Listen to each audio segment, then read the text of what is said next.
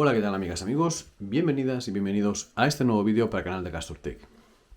Seguramente en más de un vídeo habréis escuchado hablar de que los creadores de contenidos pues de vez en cuando decimos que estamos esperando a ver si DJI va a tener o no va a tener el sellado CE.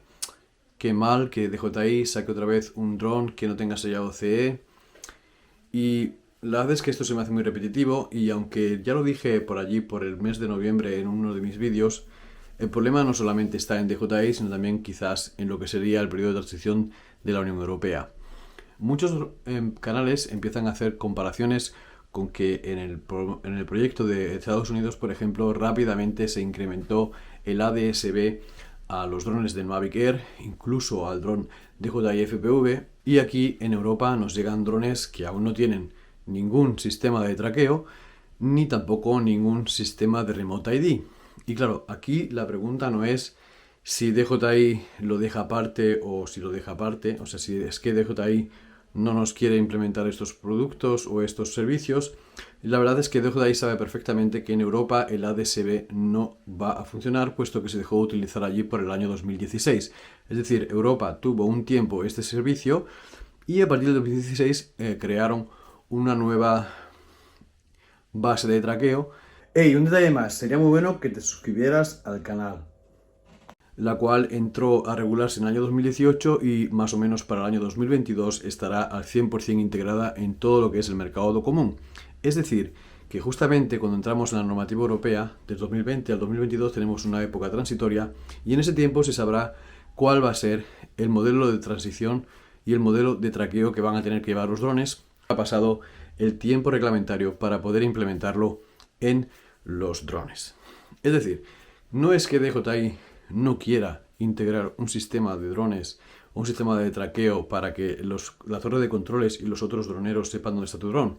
Es que no hay nada normatizado y no hay nada prescrito. Por eso es por lo que cada vez que dicen que está todo claro, deciros que es una pequeña mentira. Bueno, un pequeño detalle más que se me ha olvidado en el vídeo y es deciros de que, como sabréis, la normativa europea no es vigente al 100% hasta que sea aprobada por los parlamentos de los respectivos países. Así que también es un pequeño detalle para definir que, como veréis, la homologación y el sellado CE yo pienso que es lo último que entrará en ser, por así decirlo, importante en este tema. Hay un sistema de traqueo que funciona en la Unión Europea, pero la normativa europea tiene hasta el 2022 tiempo para fijarla al 100% en su sellado CE.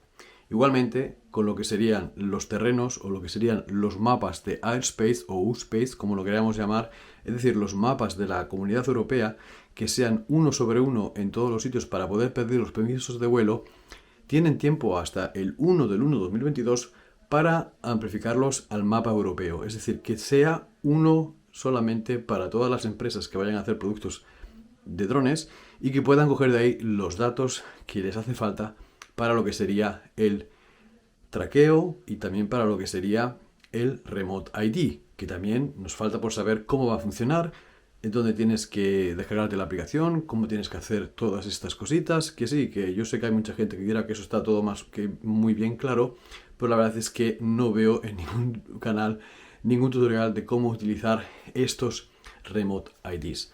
Nada más por hoy, espero que os haya gustado el vídeo, espero veros hoy también en el live streaming y nos vemos aquí en CastorTech en un próximo capítulo.